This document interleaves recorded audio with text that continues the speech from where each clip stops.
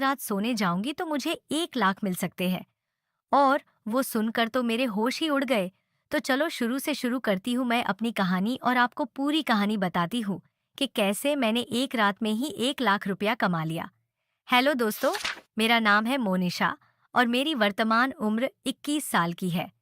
जो कहानी आज मैं आपको बताने जा रही हूँ, उसकी शुरुआत 2 साल पहले हुई थी, जब मैं 19 साल की थी। मैं एक सामान्य परिवार से हूँ, लेकिन भगवान ने मुझे ऐसा रूप दिया है जिसके हजारों लोग दीवाने हैं। और आज अपने इस रूप और बदन के कारण ही मैंने अपनी और अपने परिवार की हर जरूरत को पूरा किया है। मैं जब स्कूल में थी और उसके बाद फिर जब मैं कॉलेज में थी, वहां मैंने कभी किसी लाडी डिडचके को अपने करीब तक नहीं आने दिया था, जबकि मेरे पीछे लडी डिडचकों की लाइन लगी हुई थी। मुझे ये सब पता था कि लडी डिडे लड्डे ढीकियों के बीच क्या क्या होता है। मुझे इस सब की सारी जानकारी थी, लेकिन मुझे अपने परिवार की इज्जत काफी प्यारी थी। मेरा चेहरा दिखने में काफी खूबसूरत और आकर्षक है और मेरा फिगर बिल्कुल सांचे में तराशा हुआ है। और आज कल के मर्दों को ऐसा फिगर काफी पसंद आता है। जब भी मैं कॉलेज ड्रेस में कॉलेज जाती थी, तो मेरे कुर्ते के सामने से मेरे तने को लोग काफी गंदी नजर से निहारते थे। ऊपर वाले ने मुझे ऐसा बदन दे दिया है जिसको पाने के लिए लोग तरस रहे हैं, लेकिन जिसने भी इस बदन को पाया है, उसने इसको अच्छी तरह से निचोड़ लिया है। दोस्तों, अब new call girl first story की शुरुआत करते हैं और जानते हैं कि कैसे एक छोटे से कस्बे में रहने वाली एक साधारण लड़ डचकी मुंबई पहुंच गई और वहां अमीरों की रातें रंगीन करने लगी। बात है 2022 की, जब मेरे घर में मम्मी पापा, मैं और मेरी छोटी बहन रहते थे। पापा एक फैक्ट्री में काम करते थे, जिससे किसी तरह से ही घर का गुजारा चल रहा था। कम पैसों के बाद भी पापा ने हमें अच्छे से पढ़ाया लिखाया। उस समय मैं अपने कॉलेज के आखिरी साल में थी और मेरी छोटी बहन 10वीं क्लास में थी। हम चारों अपने परिवार में किसी तरह से सुखी थे, लेकिन अचानक एक दिन मेरे पापा को हार्ट अटैक आया और उनकी मृत्यु हो गई। पापा के जाने के बाद घर में जैसे दुहक का पहाड़ छा गया। घर चलाने के लिए पैसों की बेहद किल्लत होने लगी, जिसके कारण मम्मी को एक कपड़े की दुकान में काम करना पड़ा। किसी तरह से मैंने अपने कॉलेज का आखिरी साल पूरा किया और उसके बाद आगे की पढ़ाई न करते हुए किसी काम की तलाश में लग गई।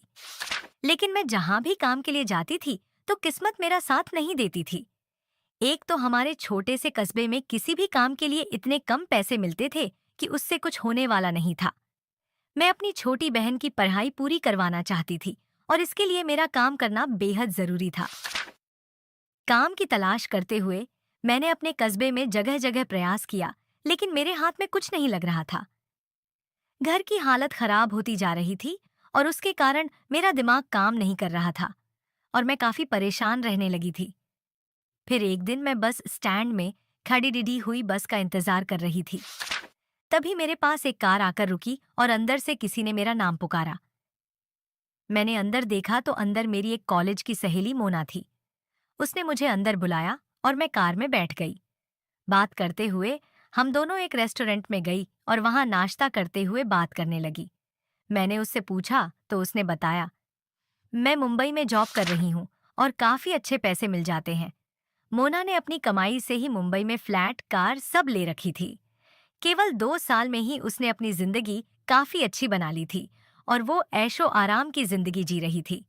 बात करते हुए मैंने उसे अपनी परेशानी के बारे में बताया, तो उसने मुझसे कहा, अगर तुझे सच में पैसों की जरूरत है तो मेरे साथ मुंबई चल। वहां वहां मैं तेरी जॉब का इंतजाम कर सकती हूँ। अगर तुझे जॉब पसंद आएगी तो ठीक है, तू वहीं मेरे साथ रहकर जॉब कर लेना। अगर तुझे जॉब पसंद नहीं आया तो तू वापस लौट आना। मैंने उसे अपना नंबर दिया और 2 दिन में सोचकर बताने के लिए बोली। घर आकर उसी शाम को मैंने अपनी माँ से इस बारे में चर्चा की।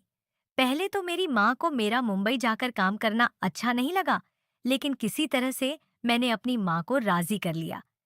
मैंने अगले दिन ही अपनी सखी मोना को यह बात बताई और मोना ने 1 सप्ताह के अंदर मुंबई चलने के लिए कहा।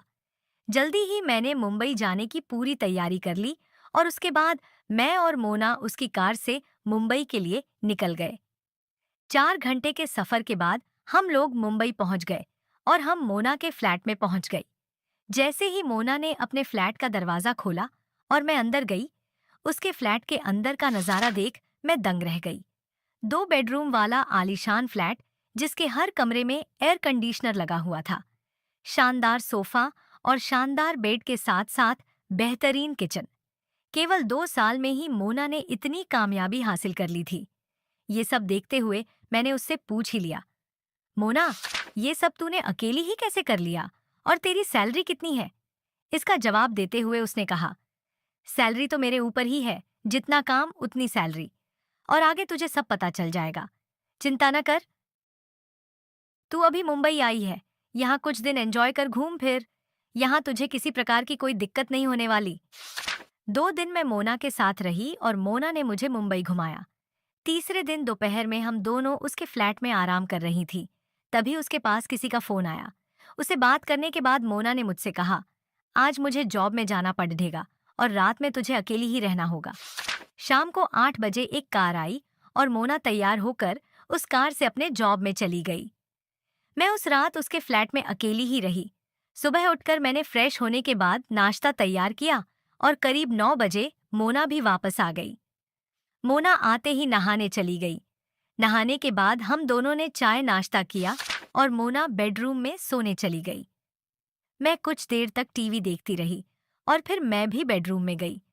उस वक्त तक मोना गहरी नींद में सो चुकी थी। जब मैं उसके बेडरूम में गई तो वह केवल ब्रा पेंटी पहने हुए ही सो रही थी। मैं भी उसके बगल में जाकर लेट गई।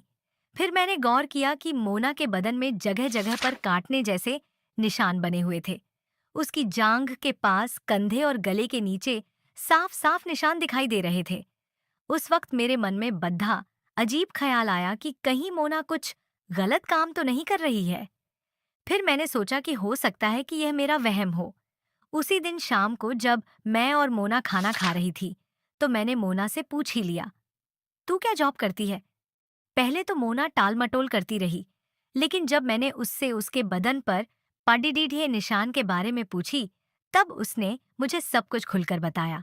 उसने बताया, जब मैं पहली बार मुंबई आई थी, तो मुझे कहीं भी जॉब नहीं मिल रहा था और तब मेरी मुलाकात एक एजेंट से हो गई और उसकी मदद से ही मैं एक हाई प्रोफाइल कॉल गर्ल बन गई। मैं बड्ढे बड्ढे अमीर लोगों की रातें रंगीन करती हूँ। मोना देखने में बेहद खूबसूरत है और उसका फिगर भी बेहद खूबसूरत है। उसका ही फायदा उठाकर उसने इतने पैसे और संपत्ति जोत दाच ली थी। फिर मैंने उससे पूछा, मेरे जॉब का क्या हुआ? तो उसने मुझसे कहा, अगर तू तैयार है तो तुझे भी मैं इस काम में लगा सकती हूँ। हम दोनों यहाँ साथ में रहेंगी और तुझे अलग से घर लेने की भी कोई जरूरत नहीं है। उसकी ये सब बातें सुनकर मेरा मन ही टूट गया था। मैं तो मुंबई सोचकर आई थी कि यहाँ अच्छी सी नौकरी मिल जाएगी और उससे मेरे घर की तकलीफ दूर हो जाएगी। मोना ने मुझसे कहा, मैं तुझे जोर नहीं दे रही हूँ, लेकिन अगर तुझे अपने घर की हालत सुधारनी है तो यह काम कर सकती है। इस बात का कभी किसी को कुछ पता नहीं चलेगा और यह बात हमेशा हम दोनों के बीच ही रहेगी। उस वक्त मैंने मोना को किसी तरह की कोई सहमति नहीं दी और बिना कुछ बोले चुपचाप खाना खाने के बाद कमरे में सोने चली गई। रात में मैं केवल बिस्तर पर लेटी हुई थी, लेकिन नींद मेरी आंखों में कहीं भी नहीं थी। मैं मोना की बातों को बड़े गौर से सोच रही थी। अपने और अपने घर के हालात देखते हुए मैंने सोचा कि मैं एक लड़ेच की हूँ और कभी न कभी किसी न किसी के साथ तो मुझे करना ही है। ज्यादा से ज्यादा क्या होगा, मेरी शादी नहीं होगी, लेकिन मेरे कारण मेरी बहन का तो भविष्य बन जाएगा और यहाँ मुंबई जैसे शहर में मुझे कौन पहचानता है और किसी को क्या पता चलने वाला है कि मैं मुंबई में क्या करती हूँ। यही सब सोचते हुए मैंने मोना को हाँ करने का मन बना लिया। अगली सुबह जब मैं और मोना चाय पी रही थी, तभी मैंने मोना को अपने मन की सारी बातें बता दी और उसे कहा, अगर ये बात हमेशा गुप्त रहेगी तो मैं तैयार हूँ, लेकिन हम दोनों यहाँ क्या करती हैं? गांव में कभी किसी को भनक भी नहीं लगनी चाहिए। मोना मेरी बातों से पूरी तरह से सहमत थी और उसने मुझसे वादा किया, हम दोनों मुंबई में क्या करती हैं, यह बात जिंदगी में कभी भी गांव तक नहीं जाएगी। उसी दोपहर में मोना ने किसी को फोन किया और उससे बात करने के बाद मुझे कहा, शाम को तैयार होकर रहना, एक एजेंट आने वाला है, वह तुझसे मिलना चाहता है। दोपहर में ही हम दोनों ब्यूटी पार्लर गई, जहां मोना ने मेरे बॉडी का पूरा वैक्स करवाई और मसाज फेशियल भी करवाई। उसके बाद तो मेरा पूरा बदन और ज्यादा दमक उठा और मेरा पूरा बदन चमकने लगा था।